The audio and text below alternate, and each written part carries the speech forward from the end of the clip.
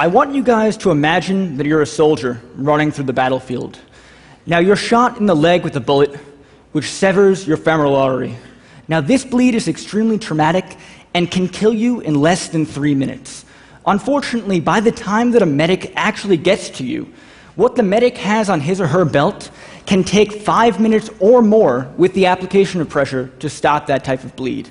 Now, this problem is not only a huge problem for the military, but it's also a huge problem that's epidemic throughout the entire medical field, which is how do we actually look at wounds and how do we stop them quickly in a way that can work with the body.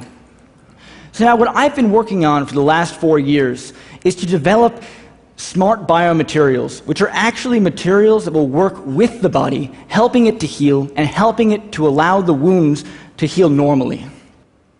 So now, before we do this, we have to take a much closer look at actually how does the body work.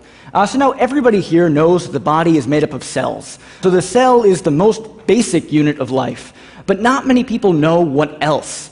So it actually turns out that your cells sit in this mesh of complicated fibers, proteins, and sugars known as the extracellular matrix.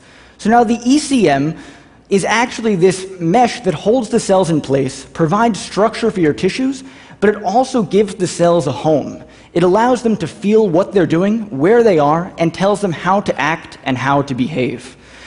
And it actually turns out that the extracellular matrix is different from every single part of the body. So the ECM in my skin is different than the ECM in my liver, and the ECM in different parts of the same organ actually vary. So it's very difficult to be able to have a product that will react to the local extracellular matrix, which is exactly what we're trying to do. So now, for example, think of the rainforest. You have the canopy, you have the understory, and you have the forest floor. Now, all of these parts of the forest are made up of different plants, and different animals call them home. So just like that, the extracellular matrix is incredibly diverse in 3 dimensions. On top of that, the extracellular matrix is responsible for all wound healing. So if you imagine cutting the body, you actually have to rebuild this very complex ECM in order to get it to form again. And a scar, in fact, is actually poorly formed extracellular matrix. So now behind me is an animation of the extracellular matrix. So if you see your cells sit in this complicated mesh, and as you move throughout the tissue, the extracellular matrix changes. So now every other piece of technology on the market can only manage a 2-dimensional approximation of the extracellular matrix, which means that it doesn't fit in with the tissue itself. So when I was a freshman at NYU, what I discovered was you can actually take small pieces of plant-derived polymers and reassemble them onto the wound. So if you have a bleeding wound like the one behind me, you can actually put our material onto this, and just like Lego blocks, it'll reassemble into the local tissue. So that means if you put it onto liver, it turns into something that looks like liver, and if you put it onto skin, it turns into something that looks just like skin. So when you put the gel on, it actually reassembles into this local tissue. So now, this has a whole bunch of applications, but basically the idea is wherever you put this product, you're able to reassemble into it immediately. Now this is a simulated arterial bleed, blood warning, at twice human artery pressure.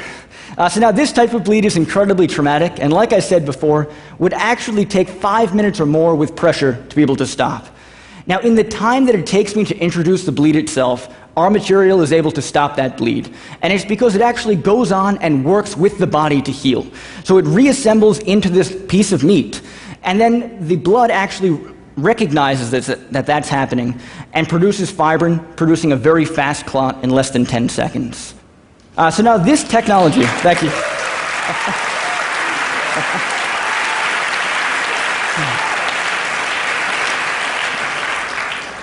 So now this technology, by January, will be in the hands of veterinarians, and we're working very diligently to try to get it into the hands of humans, hopefully within the next year. But really, once again, I want you guys to imagine that you're a soldier running through a battlefield. Now you get hit in the leg with a bullet, and instead of bleeding out in 3 minutes, you pull a small pack of gel out of your belt, and with the press of a button, you're able to stop your own bleed, and you're on your way to recovery. Thank you very much.